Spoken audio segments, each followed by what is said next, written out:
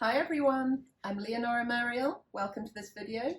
I'm here to introduce my fabulous new novel, And Breathe, due out in May 2022. And I'm here to talk about meditation because the novel has meditation at its core. It is about three characters, all who have had traumas of different kinds, and they go on a silent meditation retreat to the Thai jungle. Now, it's a very special kind of meditation that they go on. It's called Vipassana, and it is said to have been passed down from the Buddha himself 2,500 years ago. So today, I thought I would talk to a good friend of mine and a meditation expert. I have here Kate Hughes. Welcome, Kate. Hi. Kate has founded her own meditation business, and she knows all sorts of things about it, so I'm excited to chat to her about it. Thank you so much for coming on the video, Kate. Thanks for having me. So Kate, you have your own meditation business and you teach it. Can you tell us a bit about what's special about Vipassana meditation? Yeah, so the thing that I love about Vipassana is that traditionally the course is 10 days. So you have this 10-day window where everything else is set aside. No mobile phone, no TV, no media, no pen or paper, nothing. So for me, it's this amazing opportunity to really spend quality time in meditation, and the course is 10 days long. And wherever you are in your meditation journey, I've found that people get completely different things from it, you know, when they go on these types of retreats. So that for me is the really special thing, having the time to actually spend in the meditation. It's a long time, 10 days. I guess it depends on your frame of mind throughout the 10 days. Yeah. But yeah, it sounds, when I say to people it's a 10-day silent retreat, usually it's, oh, that's a really long time, is the response I get. And when you did your first Vipassana meditation retreat, how did it change you? Did it transform your life in some way? Were you a different person walking out at the end? I'd say so. I did my first one quite a few years ago, and I don't think it changed my life dramatically, but I learned an awful lot about myself in that 10 days. Right. And secrets you can share? Well, stick with it, I think, is my main one. I got to sort of day 5, 6, and I didn't know if I was going to be able to stay for the whole thing. It was a real up and down journey. And the next one I did was over 3 years later, and I had changed so much in that time, and I had a completely different experience. So it wasn't the rocky road that I'd experienced the first time. It was actually quite smooth, to the extent that I wondered if I was actually doing it or not. And I did get a really nice insight on that occasion into my life at that time, and that was a more sort of life-changing affirmative moment in meditation. But I'd say both experiences have been equally valuable. Brilliant. And how hard was it not speaking for 10 days? Was that a big factor? To be honest, when you're there, not speaking is the least of your worries.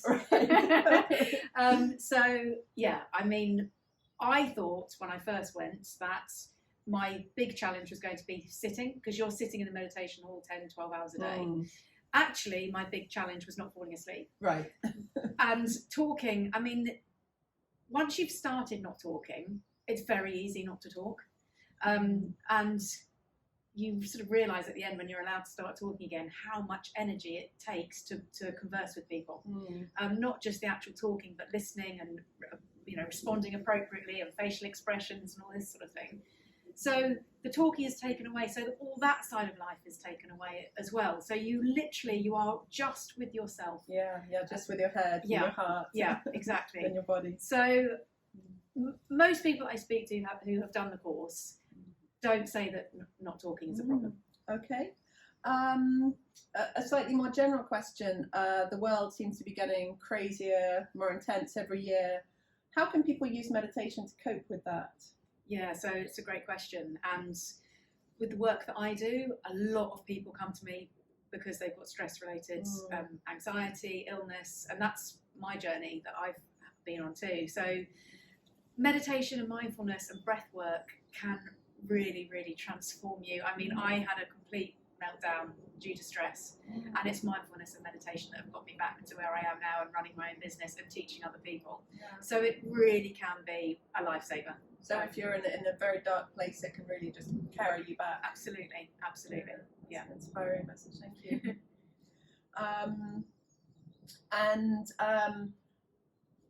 What would you say if we're talking to people who haven't meditated before? What would you say would be a good first step, rather than kind of signing up for a 10-day silent course in Thailand? Don't do that. Although, yeah, I have met people who've done the 10-day course and they've never done any meditation.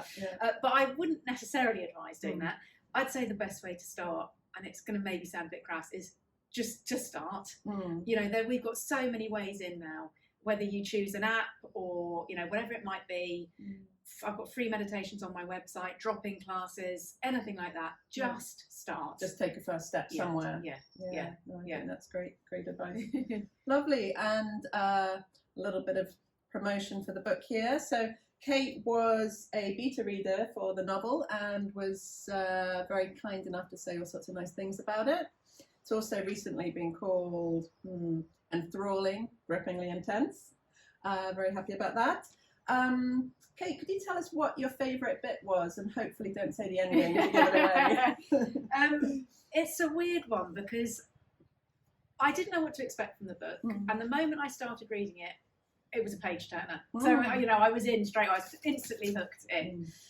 And I do have highlights in the book, but I think my favourite thing about the book was how the three different characters had completely different experiences of essentially the same thing that was happening around them. And that's why I was so enthralled by the book. I mean, the plot, the twists and turns, and each of their little characters' stories was brilliant. But that's what I liked about it, that the three were so different. And I just for me, that was the thing. Yeah. Brilliant, thank you. Yeah, I mean, when I did a Vipassana course, I was very aware that I was so aware that I was in my personal world, and every single other person was having their own completely different experience, like each playing a different film or something in this big hall, that everyone had their own fears and things to deal with coming up. So yeah, very much. Thank you. So I think that's the end of our video. Is there anything else you'd like to say about meditation in general? Anything you'd like to add? No, but I think it's a good point about people wondering how they can start. And I love the expression about trees. Not going off course, I do avoid it. There are two good times to plant a tree. One is 20 years ago and the other one is now. So if people are thinking about getting started, just take the plunge, take the first step and see what unfolds for you. I love it. Thank you so much. Kate is at katehughesmeditation.co.uk. There should be a website somewhere here. I am at leonoramariel.com. And hopefully you'll check out Kate's meditation courses and maybe check out And Breathe. Thank you so much for watching. Thank you, Kate, for coming. Thank you. Thanks. Bye-bye.